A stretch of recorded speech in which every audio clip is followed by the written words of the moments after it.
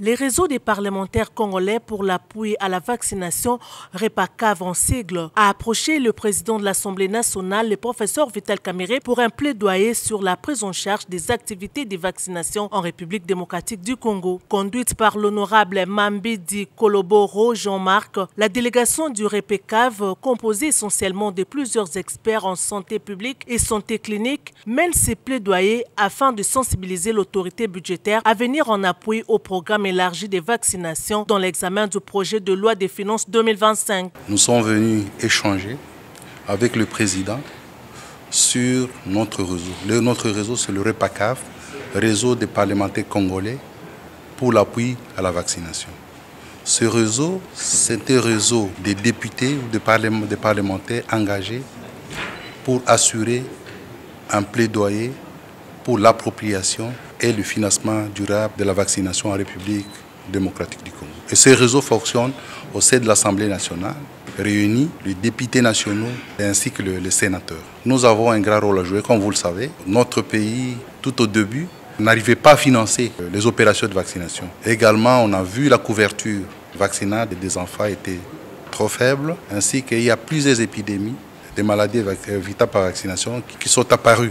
C'est comme ça que nous avons trouvé, nous, en tant qu'autorité budgétaire, ainsi que contrôleurs, de mettre en place ces réseaux pour pouvoir accompagner l'Assemblée nationale, pour pouvoir mobiliser des ressources nécessaires auprès de notre gouvernement, afin qu'il puisse participer activement à financer les opérations de vaccination dans notre pays.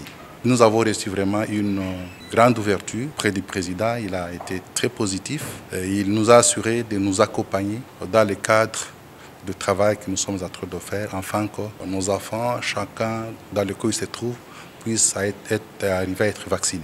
Le PEV se retrouve aujourd'hui face à plusieurs problèmes liés à l'insuffisance du financement des activités liées à la vaccination, avec comme conséquence la dépendance quasi totale du pays aux bailleurs des fonds extérieurs pour financer la vaccination, la non prise en compte des frais de fonctionnement pour assurer la gestion et la maintenance des équipements de la chaîne du froid, des infrastructures et des matériels de transport. Par ces plaidoyers, les REPACAV sollicitent une augmentation du budget alloué aux activités de vaccination pour l'exercice 2025 et sollicite ainsi l'implication de l'autorité budgétaire pour combler les gaps entre la part financée par le gouvernement et la part financée par les bailleurs internationaux. En dehors des difficultés que rencontre le programme élargi de vaccination, le REPACAV signale aussi les désintéressements de la population à l'intérieur du pays suite à une crise de confiance. Cette situation contribue aussi au régressement du taux de couverture de la vaccination sur toute l'étendue du pays, qui est passé de 44% en 2022 à 38% en 2024. Le professeur Vital Kamerhe a aussitôt saisi la commission ECOFIN pour prendre en compte cette demande dans l'examen du projet de loi des finances 2025.